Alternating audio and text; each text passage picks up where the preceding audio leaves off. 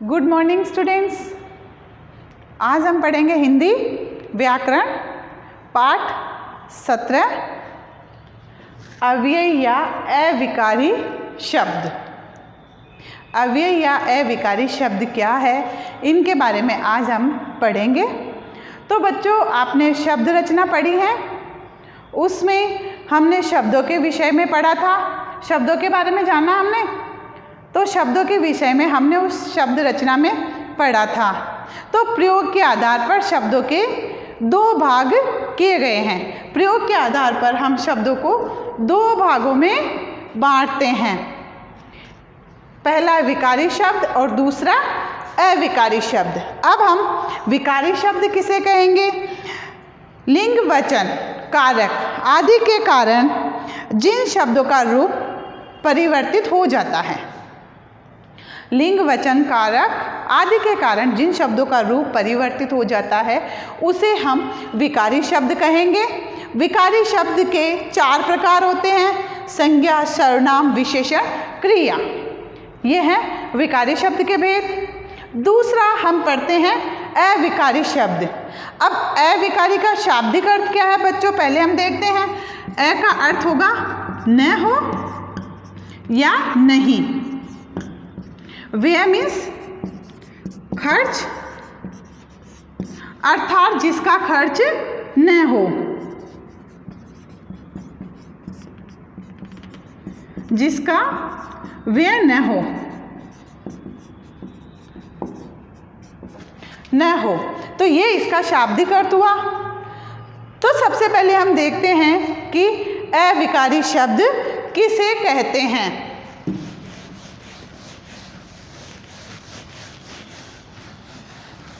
जिन शब्दों में लिंग, वचन, कारक आदि के कारण शब्दों में कोई भी परिवर्तन नहीं आता है।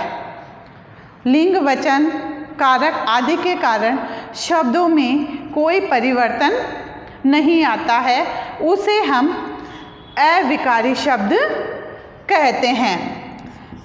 लिंग, वचन, कारक आदि के कारण शब्दों में कोई परिवर्तन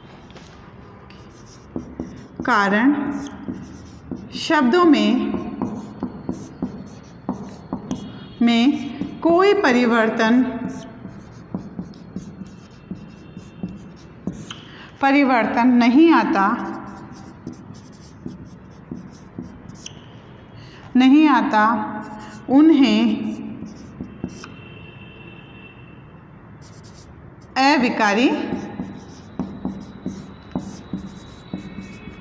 अविकारी शब्द कहते हैं। ये आ गया समझ में आपके? लिंग, वचन, कारक आदि के कारण शब्दों में कोई परिवर्तन नहीं आता है, उन्हें अविकारी शब्द कहते हैं। अविकारी शब्द के उदाहरण देखते हैं बच्चों। अब हम तो बच्चों हम अव्यय के उदाहरण देखते हैं कि इनमें कोई परिवर्तन आया या नहीं आया है। सुल्तान इधर से आए थे। सुल्तान इधर से आए थे। शहजादी इधर से आई थी।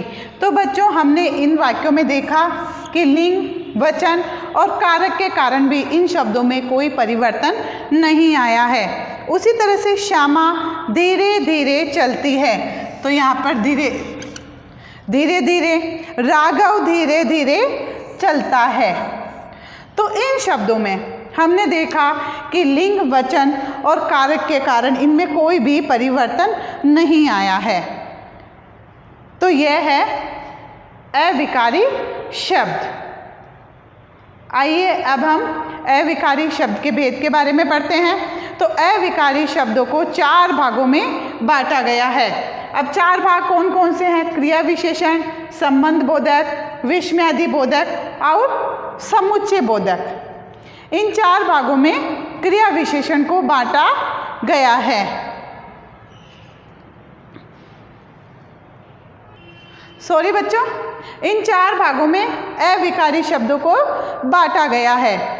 आपको पता है 4 किन 4 भागों में अविकारी शब्दों को बांटा गया है? क्रिया विशेषण, संबंध बोधक, विस्मयादि बोधक और समुच्चय बोधक। अव्यय के 4 अविकारी शब्दों के 4 भेद बताए गए हैं। आपको याद है? ये अच्छे से आपको याद करने हैं बच्चों। तो अब हम अव्यय के भेद में से 4 भेदों में से सबसे पहले पढ़ेंगे क्रिया विशेषण। क्रिया विशेषण क्या है? तो हम सबसे पहले बच्चों इसके उदाहरण देखते हैं। कल दिन भर ओले पड़ते रहे। कल दिन भर ओले पड़ते रहे। तो यहाँ पर क्रिया की विशेषता क्या बता रहे हैं? यहाँ पर कि दिन भर ओले पड़ते रहे। क्रिया की विशेषता क्या थी? ओलों की विशेषता वह दिन भर ही पढ़ते रहे हैं। तुम अभी मेरे साथ आओ। तो यहाँ पर क्रिया की विशेषता क्या बताई जा रही है कि अभी, तुम अभी मेरे साथ आओ। अभी, तो क्रिया की विशेषता यही है कि अभी। माधव जल्दी जल्दी बोलता है। तो यहाँ पर माधव की विशेषता क्या है कि वह जल्दी जल्दी बोलता है। पानी लगातार बह रहा है। तो यहाँ पर पानी की विशेषता, क्रिया विशेषता बताई जा रही कि वह लगातार बह रहा है। तो बच्चों इन उदाहरण में जो भी रेखांकित शब्द है वो क्रिया विशेषण शब्द हैं। रेखांकित शब्द दिन भर, अभी, जल्दी जल्दी, लगातार, तो ये सभी जो है क्रिया की विशेषता बताने वाले क्रिया विशेषण शब्द हैं। इसी तरह से हम इसके और भी शब्द देखेंगे जो क्रिया की विशेषता बताते हैं। दूर, है ना? दूर, अचानक, ठीक, पर्याय,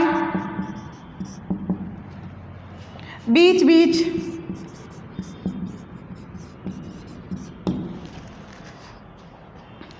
जहाँ तहाँ,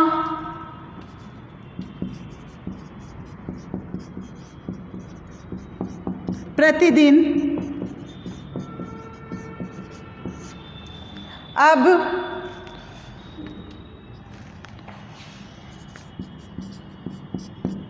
अभी, बाद, विशेषकर, आदि क्रिया विशेषण शब्द हैं।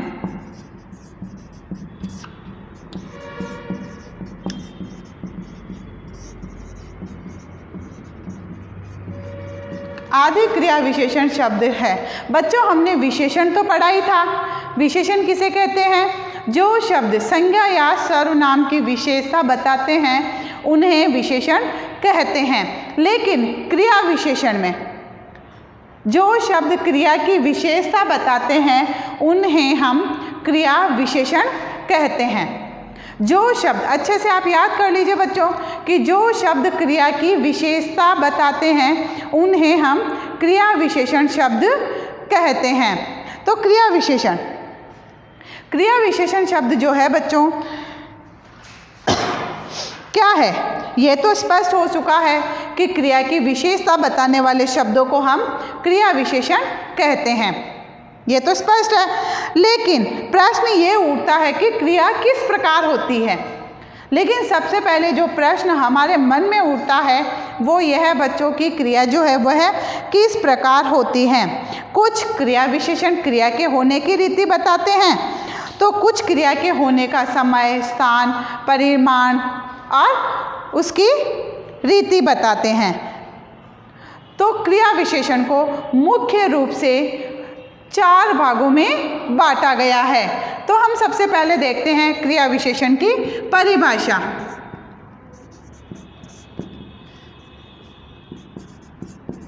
क्रिया विशेषण जो शब्द क्रिया की विशेषता बताते हैं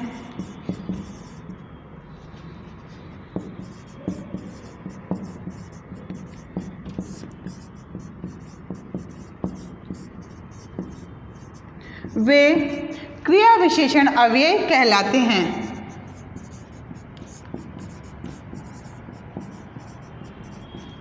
क्रिया विशेषण अव्यय कहलाते हैं।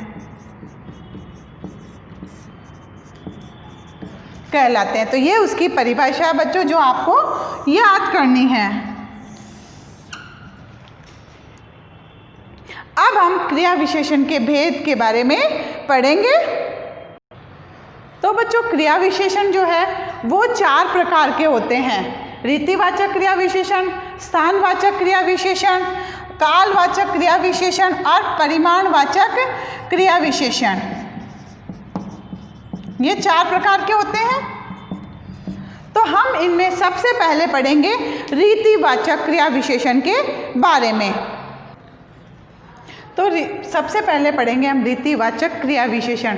तो रीति का शाब्दिक अर्थ है, रीति का शाब्दिक अर्थ होगा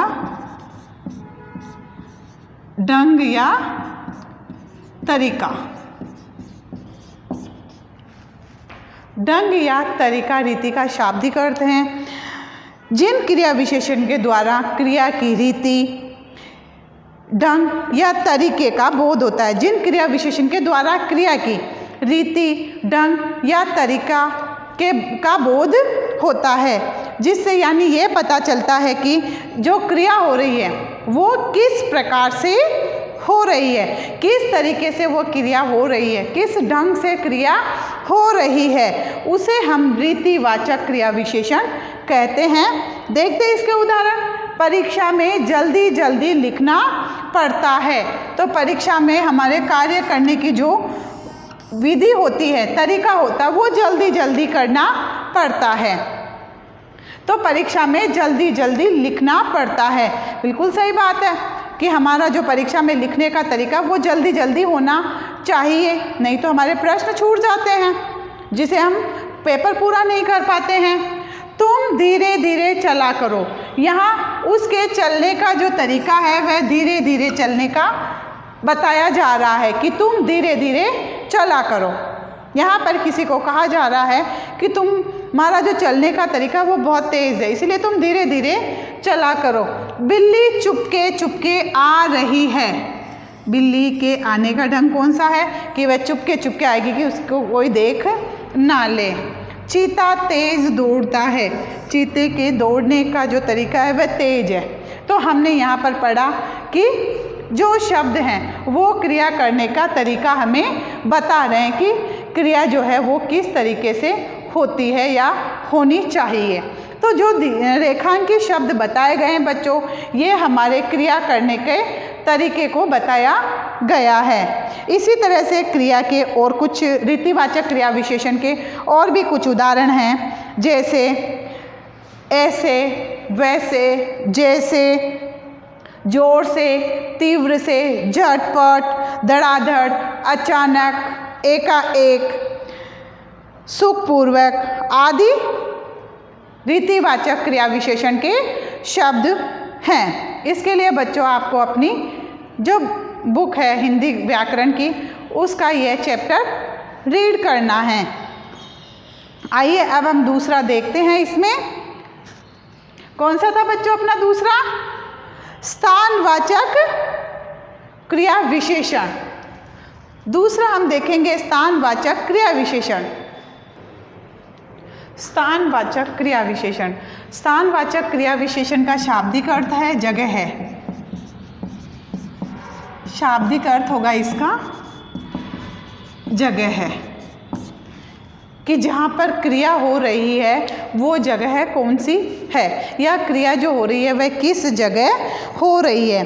जिस शब्द से क्रिया के स्थान का बोध होता है, जिस शब्द से क्रिया के स्थान का बोध होता है, अर्थात क्रिया जो है वह कहाँ घटित हो रही है। इससे हमें यही पता चलता है स्थानवाचक से कि क्रिया कहाँ पर घटित हो रही है या क्रिया कहाँ पर घट रही है।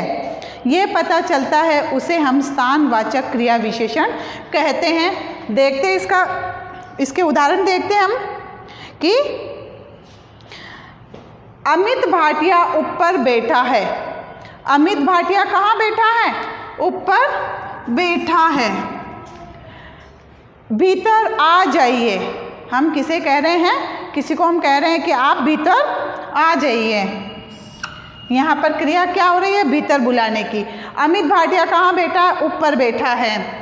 बाहर एक आदमी बैठा है। अब आदमी जो है वह कहाँ बैठा है? बाहर बैठा है। अनुज ने समीप आकर कहा। अर्जुन ने पास में आकर कहा। तो यहाँ पर जो बच्चों ये रेखांकित शब्द हैं ये सभी स्थानवाचक क्रिया विशेषण के शब्द हैं। ये हमें स्थान का बोध करवा रहे हैं कि अमित भाटिया के बैठने का स्थान कहाँ है? ऊपर। हम किसे कहाँ बुला रहे हैं? अंदर बुला रहे हैं कि आप अंदर आ जाइए। हमारे बाहर, घर के बाहर हो सकता है, शॉप के बाहर हो सकता है, ऑफिस के बाहर हो सकता है। तो बाहर एक आदमी बैठा है, उसके बैठने की जगह है। अनुज ने समीप आकर कहा। अनुज ने पास में आकर बोला। तो ये स्थान का बोध हमें रेखांकित शब्द करवा रहे हैं। इसके अलावा भी और शब्द हैं जो हमें स्थान का बोध करवाते हैं, जैसे यहाँ, कहाँ, वहाँ, बाहर, अंदर, दूर, अन्यत्र, इधर, उधर, इस ओर, दाएं ओर, बाएं, जिधर, नीचे आदि ये शब्द हैं जो कि हमें स्थान का बोध करवाते हैं। तो बच्चों, स्थानवाचक क्रिया विशेषण आपकी समझ में आ गया? वे शब्द जिनसे क्रिया के होने के स्थान का बोध होता है उसे हम स्थानवाचक क्रिया विशेषण कहते हैं। अव्यय का तीसरा भेद पढ़ते हैं हम। सॉरी बच्चों, क्रिया विशेषण अव्यय का तीसरा भेद पढ़ते हैं हम। कालवाचक क्रिया विशेषण। कालवाचक का शाब्दिक अर्थ है समय। काल का शाब्दिक अर्थ क्या होगा बच्चों? समय। तो ये हमें क्या बताएगा कालवाचक? कि जिस शब्द से क्रिया होने के समय का ज्ञान होता है, कि हमारी जो क्रिया हो रही है वो किस समय हो रही है। क्रिया के होने के समय का ज्ञान जो होता है उसे हम कालवाचक क्रिया विशेषण कहते हैं। दूसरे शब्दों में देखें तो जिस शब्द से क्रिया के होने के समय का ज्ञान हो, अर्थात क्रिया कब हो रही है उसका पता चलता है, उसे हम कालवाचक क्रिया विशेषण कहते हैं। तो आइए अब हम देखते हैं इसके उदाहरण। सदा सत्य बोलना चाहिए। यहाँ पर हमें सदा समय बताया जा रहा है कि हमें सदा ही सत्य बोलना चाहिए। मैं सवेरे घूमने जाती हूँ। तो यहाँ पर समय कब का बताया जा रहा है? सुबह का, कि मैं सवेरे घूमने जाती हूँ। परसों मुझे मसूरी जाना है। कब जाना है मुझे मसूरी? परसों। तो मैंने अपना समय बता दिया कि मुझे परसों मसूरी जाना है। कभी कभी पत्र लिखा करो। यहाँ पर समय बताया जा रहा है कि तुम कभी कभी तो पत्र लिख दिया करो। तो बच्चों, जो रेखांकित शब्द बताए गए हैं, ये जो रेखांकित शब्द हैं ये हमें समय का बोध करवा रहे हैं। तो ये कालवाचक क्रिया विशेषण को दर्शा रहे हैं। इसके हम और भी उदाहरण ले सकते हैं कालवाचक के, जो कि हमें समय का बोध करवाते हैं। अब, तब, अभी, कभी आदि शब्द जो हैं हमें इसका काल का बोध करवाते हैं। प्रतिदिन, आजकल, नित्य, हर बार, सदैव, दिन भर, आज, कल, ये सभी कालवाचक के ही उदाहरण हैं। तो ये बच्चों आपको कालवाचक समझ में आ गया। तो आइए अब हम देखते हैं क्रिया विशेषण का चौथा भेद।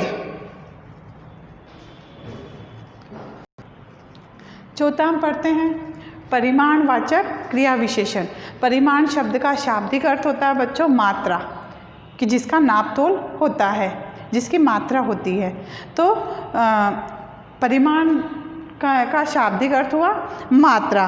तो जो शब्द क्रिया के परिमाण अथवा नाप तोल का बोध करवाते हैं, जो शब्द क्रिया के परिमाण अथवा नाप तोल का बोध करवाता है कि किसी वस्तु की मात्रा को या फिर ये किसी वस्तु की मात्रा को निश्चित करता है, उसे परिमाणवाचक क्रिया विशेषण कहते हैं। देखते हैं इसके उदाहरण बच्चे। छोटे बच्चे बहुत रोते हैं, तो यहाँ बच्चों का नाप तोल बताया जा रहा है कि छोटे बच्चे जो हैं वह बहुत रोते हैं। बहुत ये परिमाणवाचक में आता है। दूसरा, तुम्हें कितना समझाना पड़ेगा, तुम्हें कितना समझाना पड़ेगा, कितना यहाँ पर भी नाप तोल का बोध हो रहा है। कम बोलना लाभदायक रहता है, तो यहाँ पर परिमाणवाचक शब्द हुआ कम। ज़्यादा खाना सेहत के लिए ठीक नहीं है, तो यहाँ पर भी परिमाणवाचक शब्द हुआ ज़्यादा।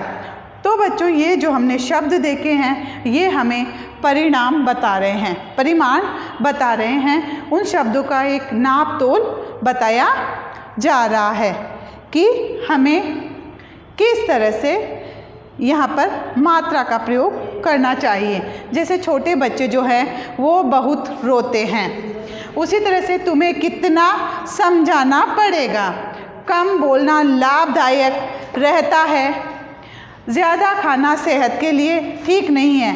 तो ये जो रेखांकित शब्द हैं ये बच्चों हमें परिमाणवाचक क्रिया विशेषण का बोध करवा रहे हैं। उसी तरह से इसके और भी शब्द हैं। इसकी जो ये रेखांकित शब्द है इनमें होने वाली क्रिया की मात्रा का बता रहे हैं कि क्रिया कितनी है और कितनी होनी चाहिए। उसी तरह से बच्चों हमने क्या देखा, इसके परिमाणवाचक क्रिया विशेषण के और भी उदाहरण हैं, जैसे कम, अल्प, थोड़ा, तनिक, न्यून, कुछ, अधिक, पर्याप्त, काफ़ी, खूब, अत्यंत, केवल, इतना, उतना, जितना। ये सभी जो हैं ये परिमाणवाचक क्रिया विशेषण के ही उदाहरण हैं, उसी के ही शब्द है जिनका प्रयोग हम इनमें करते हैं। तो बच्चों क्रिया विशेषण के जो चारों भेद है वो आपके समझ में आ गए कि वापस मैं एक बार आपको रिपीट करूँगी। रीतिवाचक क्रिया विशेषण जो है वो क्रिया के होने का रीति या ढंग या तरीका बताते हैं। दूसरा हमने पढ़ा स्थानवाचक, वह हमें बोध करवाता है कि क्रिया जो हो रही है वह किस जगह या किस स्थान पर हो रही है। तो स्थानवाचक क्रिया विशेषण हमें क्रिया होने के स्थान का बोध करवाता है। तीसरा हमने पढ़ा था कालवाचक क्रिया विशेषण। वह कालवाचक क्रिया विशेषण जो है वह क्रिया के होने के समय का बोध करवाता है कि क्रिया जो है वह किस समय हो रही है। चौथा हमने पढ़ा परिमाणवाचक क्रिया विशेषण, जिसमें हमें क्रिया की मात्रा को बताया गया है, उसके नाप तोल का बोध करवाया गया है कि क्रिया कितनी, कब और कैसे हो रही, कितनी हो रही है और कितनी होनी चाहिए। तो यहाँ पर मात्रा या नाप तोल का बोध परिमाणवाचक क्रिया विशेषण में करवाया जाता है। तो ये हमारा अव्यय का पहला भेद था। आइए अब हम पढ़ते हैं अव्यय का दूसरा भेद। अव्यय का दूसरा भेद हम पढ़ते हैं संबंध बोधक अव्यय। अब संबंध बोधक, जैसा कि हमें नाम से ही प्रतीत हो रहा है कि यहाँ पर आपस में जो संबंध है उसका बोध करवाया जाता है या आपस में एक दूसरे में संबंध बताया जाता है, एक शब्द का दूसरे शब्द के साथ संबंध बताया जाता है। ये बच्चों में नाम से पता चल रहा है कि संबंध बोधक अव्यय। अब इसका शाब्दिक अर्थ क्या हुआ? संबंध का बोध करवाना या संबंध का ज्ञान करवाना। आइए हम देखते हैं इसके उदाहरण। राम के बिना लक्ष्मण अयोध्या में नहीं रहेंगे। अब राम के बिना, राम और लक्ष्मण का आपस में संबंध है कि राम के बिना लक्ष्मण जो है वो अयोध्या में नहीं रहेंगे, उनके साथ राम भी होने चाहिए, उनके बिना तो वो भी अयोध्या में नहीं रहेंगे। घर से बाहर मत आना। घर से बाहर मत आना, घर से तुम बाहर मत आना। यहाँ दो वाक्यों में आपस में संबंध है कि तुम घर से बाहर मत आना। उसी तरह से तीसरा देखते हैं हम। रॉकेट आकाश की ओर बढ़ रहा है। रॉकेट जो है वो आकाश की ओर जा रहा है। राम के आगे तुम चलो और उसके पीछे मैं आता हूँ। राम के आगे तो तुम चलो और उसके पीछे मैं आता हूँ। तो इन प्रथम वाक्य में बच्चों के बिना लक्ष्मण के संबंध स्थापित हो रहा है, राम के बिना लक्ष्मण। तो यहाँ पर राम और लक्ष्मण में संबंध स्थापित हो रहा है। उसी तरह से घर से बाहर मत आना, बाहर, घर से बाहर, तो यहाँ पर घर और मत आना, तो यहाँ आपस में संबंध स्थापित किया जा रहा है। उसी तरह से रॉकेट आकाश की ओर बढ़ रहा है, तो रॉकेट, आकाश और रॉकेट में संबंध बन रहा है। दूसरे वाक्य में आगे के पीछे के द्वारा संबंध को प्रकट किया जा रहा, के आगे और उसके पीछे में आपस में संबंध जो है वो प्रकट किया जा रहा है। तो अतः एक बात ध्यान देने योग्य है कि ये शब्द हमेशा संज्ञा या सर्वनाम शब्दों के साथ आकर उसका संबंध एक शब्द से दूसरे शब्द के साथ जोड़ते हैं। मतलब उनका संबंध, एक शब्द का संबंध जो है वो दूसरे शब्दों के साथ बताते हैं। संज्ञा या सर्वनाम के शब्दों का एक शब्द का संबंध दूसरे शब्दों के साथ संबंध बताते हैं, वहाँ पर संबंध बोधक अव्यय होता है। तो हम देखते हैं संबंध बोधक अव्यय की परिभाषा। जो अव्यय शब्द संज्ञा या सर्वनाम के बाद आकर, जो अव्यय शब्द संज्ञा या सर्वनाम के बाद आकर उनका संबंध वाक्य के दूसरे शब्द के साथ प्रकट करते हैं, उन्हें संबंध बोधक अव्यय कहा जाता है। तो बच्चों, जो अव्यय शब्द संज्ञा या सर्वनाम के बाद आकर उनका संबंध वाक्य के दूसरे शब्दों के साथ प्रकट करते हैं, उन्हें हम संबंध बोधक अव्यय कहते हैं। तो ये है हमारी संबंध बोधक अव्यय की परिभाषा। तो बच्चों, संबंध बोधक अव्यय के पहले किसी विभक्ति चिन्ह का प्रयोग अवश्य होता है। संबंध बोधक में इस संबंध बोधक अव्यय से पहले किसी विभक्ति का प्रयोग इससे पहले अवश्य होता है। अब हम देखते हैं संबंध बोधक के भेद। संबंध बोधक के भेद हैं कालवाचक, स्थानवाचक, दिशावाचक, तुलनावाचक, साधनवाचक, विरोध सूचक, हेतुवाचक, समतावाचक, संग्रहवाचक, इसी तरह से पार्थवाक्यवाचक, पार्थक्यवाचक। तो ये इसके भेद हैं। तो इससे हमें किसका बोध हो रहा है कि इन अव्यय का प्रयोग हम किस प्रकार करते हैं। कालवाचक में हम कौन कौन से शब्द हम लेते हैं, के पहले, के बाद, आगे के बाद, के आगे, के पीछे, के पूर्व, के पश्चात। तो जहाँ पर हमें समय का बोध होता है वहाँ पर कालवाचक अव्यय होता है। उसी तरह से स्थानवाचक, जहाँ पर स्थान का बोध करवाया जाता है, के अंदर, आगे मतलब के शब्द लग जाता है, के शब्द का प्रयोग इसके आगे किया जाता है। मतलब पहले ही आपको बताया था ना कि इस अव्यय के पहले पूर्व किसी विभक्ति चिन्ह का प्रयोग अवश्य होता है। तो इनके आगे जो शब्द होता है, शब्द से पहले विभक्ति चिन्ह का प्रयोग अवश्य होता है। तो यहाँ पर के क्या हो गया, विभक्ति चिन्ह। तो उसी तरह से स्थानवाचक में के अंदर, के भीतर, के बाहर, के यहाँ, के वहाँ, के पास आदि। उसी तरह से दिशावाचक में देखिए, जहाँ पर दिशा का बोध होता है, की ओर, की तरफ, के आसपास, के चारों तरफ। तो यहाँ पर दिशा का बोध करवाया जाता है। अगला देखते हैं हम तुलनावाचक शब्द, जहाँ पर दो वस्तुओं में तुलना करते हैं, जो तुलना करते हुए प्रयोग में आते हैं। जैसे के समान, के जैसे, के तरह है, ये तुलनात्मक शब्द हैं।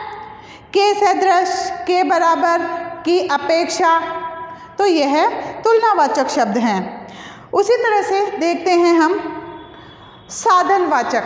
साधनवाचक में हम साधन के रूप में इस अव्यय का प्रयोग करते हैं, जो साधन के रूप में संज्ञा के साथ आते हैं। जैसे से, के द्वारा, के सहारे, के निमित्त। तो इसमें साधन का प्रयोग होता है। उस तरह से अगला देखते हैं हम विरोध सूचक।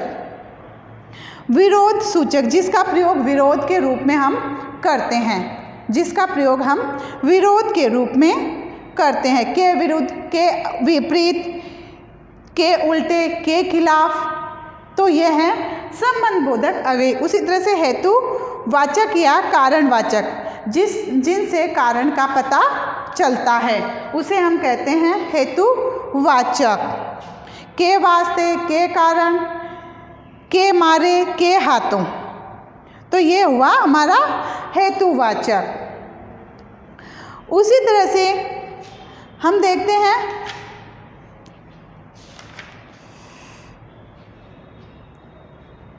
समतावाचक।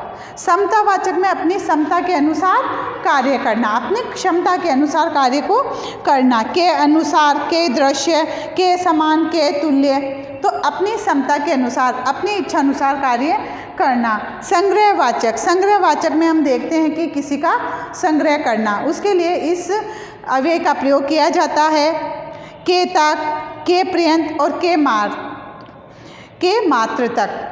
उसी तरह से बताया था आपको पार्थक्यवाचक वाक्य, तो उसमें भी जो वाक्य है उसे हमें किसी से बचकर निकलना, उसके लिए पार्थक्य वाक्य का प्रयोग किया जाता है। से हटकर, से दूर, से परे, बचकर, ये अव्यय जो है हमें संबंध बोधक का बोध करवाते हैं। तो बच्चों ये हुआ हमारा संबंध बोधक अव्यय। अनेक कालवाचक तथा स्थानवाचक अव्यय हैं। संबंध बोधक एवं क्रिया विशेषण दोनों ही हैं। मतलब अनेक कालवाचक और स्थानवाचक अव्यय जो हैं वो संबंध बोधक और क्रिया विशेषण दोनों ही हैं। इनका प्रयोग संज्ञा या सर्वनाम के साथ होता है। संबंध बोधक और क्रिया विशेषण का जो प्रयोग होता है वह संज्ञा या सर्वनाम के साथ होता है, तब ये संबंध बोधक होते हैं। जब इनका प्रयोग संज्ञा या सर्वनाम के साथ होता है तब तो ये संबंध बोधक अव्यय होते हैं, और जब ये क्रिया की विशेषता प्रकट करते हैं तब ये क्रिया विशेषण कहलाते हैं। जैसे अंदर जाओ, ये क्रिया विशेषण है। जैसे अंदर जाओ, ये क्या हुआ हमारा क्रिया विशेषण। तो दूसरा था घर के अंदर जाओ, घर के अंदर जाओ, तो ये हुआ हमारा संबंध बोधक अव्यय। संबंध बोधक अव्यय ये हुआ है। तो जैसे आपको बताया था बच्चों मैंने, जब इनका प्रयोग, जब इन वाक्यों का प्रयोग संज्ञा या सर्वनाम के साथ किया जाता है तब तो ये संबंध बोधक होता है, लेकिन जब ये क्रिया की विशेषता बताते हैं तो ये क्रिया विशेषण कहलाते हैं। संबंध बोधक इन दोनों शब्दों के आगे कारक चिन्ह से, संबंध बोधक में कारक चिन्हों का प्रयोग होता है। के, का, की, से, आदि। आदि से इन शब्दों का अंत होता है, मतलब आदि इन शब्दों के साथ जुड़े हुए होते हैं। ये आपको पहले भी बताया था बच्चों की संबंध बोधक अव्यय के संज्ञा या सर्वनाम, इनके पहले जो शब्द होते हैं उससे पहले किसी न किसी विभक्ति चिन्ह का प्रयोग अवश्य किया जाता है। तो यह आपको पता है कि कुछ ऐसे शब्द होते हैं जो कि क्रिया विशेषण भी है और संबंध बोधक भी। अंतर आपको समझ में आ गया बच्चों कि कुछ ऐसे शब्द हैं जो संबंध बोधक भी हैं और क्रिया विशेषण भी है। जैसे यहाँ, पहले, अंदर, नीचे आदि हैं। यदि ये शब्द क्रिया से पहले प्रयुक्त होते हैं तो क्रिया विशेषण कहलाते हैं, और परसर्ग किसी चिन्ह के साथ प्रयुक्त होते हैं तो ये संबंध बोधक अव्यय कहलाते हैं। उदाहरण के अनुसार आपको समझा दिया था बच्चों। तो ये हुआ हमारा संबंध बोधक और क्रिया विशेषण में अंतर। तो बच्चों अब हम पढ़ते हैं समुच्चय बोधक अव्यय। समुच्चय बोधक अव्यय, इसका शाब्दिक अर्थ क्या है? समुच्चय का है समूह है, समुच्चय यानी समूह है, और बोधक मीन्स ज्ञान करवाना, जहाँ पर पूरे समूह का ज्ञान करवाया जाता है। समुच्चय का अर्थ वैसे देखें तो बच्चों होता है संग्रह या मेल, और बोधक का अर्थ है बताने वाला। समुच्चय यानी समूह और बोधक मीन्स ज्ञान करवाना। और योजक, इसको योजक भी बोलते हैं। तो योजक का मतलब है जोड़ने वाला। अतः समुच्चय बोधक का अर्थ हुआ ऐसे शब्द जो दो शब्दों या वाक्यों को जोड़ते हैं। ऐसे शब्द जो दो शब्दों या दो वाक्यों को आपस में जोड़ते हैं उन्हें हम समुच्चय बोधक या योजक अव्यय कहते हैं।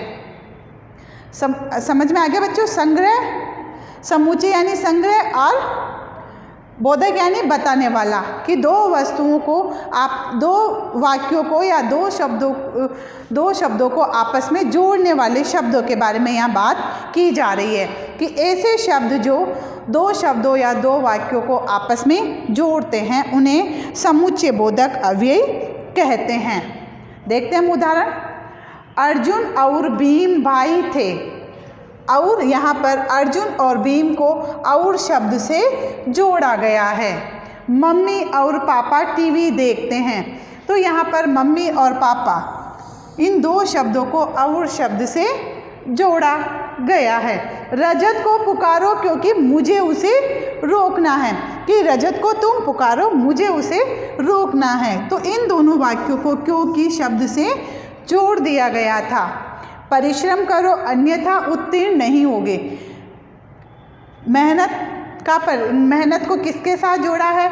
उसके परिणाम के साथ, कि मेहनत करोगे तभी तुम्हें उसका परिणाम मिलेगा। तो इन दो वाक्यों को जोड़ा गया था अन्यथा शब्द के साथ। तो बच्चों इन रेखांकित शब्द अथवा इन जो रेखांकित शब्द आप देख रहे हैं जिनके सर्किल किए गए हैं, तो इन दो शब्दों अथवा दो वाक्यों को परस्पर मिलाने का काम कर रहे हैं। ये जो वाक्य हैं ये दो शब्दों या दो वाक्यों को आपस में परस्पर मिलाने का काम कर रहे हैं। जैसे प्रथम वाक्य में अर्जुन और भीम में संबंध बताया गया था, दूसरे वाक्य में मम्मी और पापा में संबंध बताया गया था, और उसके आगे रजत को पुकारो क्योंकि मुझे उसे रोकना। तो यहाँ दो वाक्यों में संबंध बताया गया है। दोनों में ही दो वाक्यों में संबंध हमें बताया गया है। जो शब्द दो शब्दों, वाक्यांशों अथवा वाक्यों को जोड़ने का काम करते हैं उन्हें हम समुच्चय बोधक अव्यय कहते हैं। तो ये आपके समझ में आ गया बच्चों समुच्चय बोधक अव्यय? यस, हम देखते हैं समुच्चय बोधक अव्यय की परिभाषा।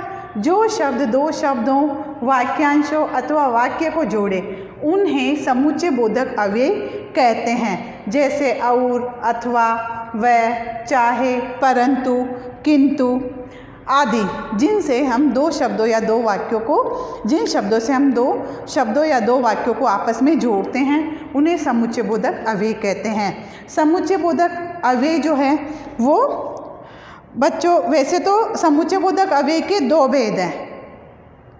समुच्चय बोधक अव्यय के दो भेद हैं, समानाधिकरण समुच्चय बोधक और व्याधिकरण समुच्चय बोधक। परंतु यहाँ पर हम समानाधिकरण समुच्चय बोधक ही पढ़ेंगे। तो समानाधिकरण समुच्चय बोधक को चार भागों में बांटा गया है: संयोजक, विभाजक, विरोध दर्शक और परिणाम दर्शक। इन चार भागों में समानाधिकरण समुच्चय बोधक को बांटा गया है। अब सबसे पहले हम पढ़ेंगे संयोजक समुच्चय बोधक। संयोजक समुच्चय बोधक क्या है?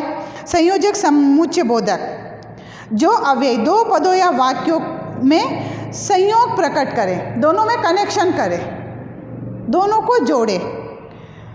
संयोजक अर्थात भली भांति, संयोजक का अर्थ क्या? भली भांति जोड़ने वाला। जो अव्यय शब्द दो या दो से अधिक मुख्य शब्दों, वाक्यांशों या वाक्यों को मिलाते हैं उन्हें संयोजक शब्द कहते हैं। जैसे राम, लक्ष्मण और सीता वन को गए हैं। तो यहाँ पर राम, लक्ष्मण और सीता वन को गए हैं, तो इन दो शब्दों को आपस में इन्होंने जोड़ दिया है कि राम लक्ष्मण तो वन में गए, उनके साथ सीता भी वन में गई है। रमन मॉल गया और कपड़े अशरफ और जॉनसन पक्के दोस्त हैं। तो यहाँ पर दो शब्दों में आपस में संबंध समुच्चय, दो शब्दों को आपस में जोड़ा गया है। उसी तरह से हम देखते हैं विभाजक शब्द। विभाजक का वैसे शाब्दिक अर्थ होता है कि विकल्प प्रकट करना, कि दो शब्दों में कोई एक विकल्प देना, कि चाहे तुम ऐसा करो चाहे वैसा करो। तो जो अव्ययी शब्द वाक्यांशों अथवा वाक्यों में विकल्प प्रकट करें उन्हें विभाजक शब्द मतलब विकल्प प्रकट करते हुए भी उन शब्दों को जोड़े। समझ में आया बच्चों विभाजक में कि जो अव्ययी शब्दों वाक्यांशों अथवा वाक्यों में विकल्प प्रकट करते हुए उन शब्दों को जोड़े, उसे हम विभाजक समुच्चय बोधक कहते हैं। कि न हितेन दोस्ती करेगा और ना ही मैं, कि ना तो तुमसे हितेन दोस्ती करेगा और ना मैं दोस्ती करूँगा। तो ये दो शब्दों को आपस में विकल्प प्रकट कर रहे हैं कि ना तो मैं करूँगा और वो भी नहीं करेगा। दूसरा देखते हैं हम, तुम यहाँ से जा रहे हो कि नहीं, कि तुम यहाँ से जा रहे हो या नहीं। तो यहाँ पर बच्चों विकल्प का बोध हो रहा है, तो ये शब्द और से विकल्प प्रकट कर रहे हैं। तीसरा आता विरोध दर्शक शब्द। जो अव्ययी शब्द दो कथनों में से प्रथम कथन का विरोध करे। जो अव्ययी शब्द दो वाक्य जो दिए गए, दो कथन जो दिए गए हैं, उनमें से एक प्रथम जो कथन होता है उस पर विरोध प्रकट करे। दो वाक्यों में से प्रथम वाक्य पर जो अव्यय विरोध प्रकट करते हैं उसे विरोध दर्शक अव्यय कहते हैं। कि मतलब ये स्पष्ट है कि पहले वाक्य का विरोध किया जाना। जैसे मनु मेहनत तो करता परंतु अच्छे नंबर नहीं आते। तो यहाँ पर अच्छे नंबर क्यों नहीं आ रहे? क्योंकि वो प्रॉपर मेहनत नहीं करता। तो दूसरा वाक्य जो है वो प्रथम वाक्य का विरोध कर रहा है। उसी तरह से इसका चौथा देखते हैं हम, परिणाम दर्शक। परिणाम दर्शक जो अव्यय किसी परिणाम को बताए, जो किसी के परिणाम को प्रकट करते हैं, वहाँ पर परिणाम दर्शक समुच्चय बोधक अव्यय होता है। मोहित शांत होकर खड़े रहो वरना बाहर निकाल दिए जाओगे। कि मोहित तुम बिल्कुल चुपचाप यहाँ खड़े हो जाओ, शांत खड़े हो जाओ, नहीं तो तुम्हें बाहर निकाल दिया जाएगा। अगर मोहित शांत नहीं रहेगा तो उसका परिणाम क्या निकलेगा? कि उसको बाहर निकाल दिया जाएगा। तो यहाँ पर उसके परिणाम को दर्शा रहे हैं। तो ये हुआ परिणाम दर्शक। तो बच्चों ये हुआ हमारा समुच्चय बोधक अव्यय, समानाधिकरण समुच्चय बोधक अव्यय। अगला हम पढ़ेंगे विस्मयादि बोधक अव्यय।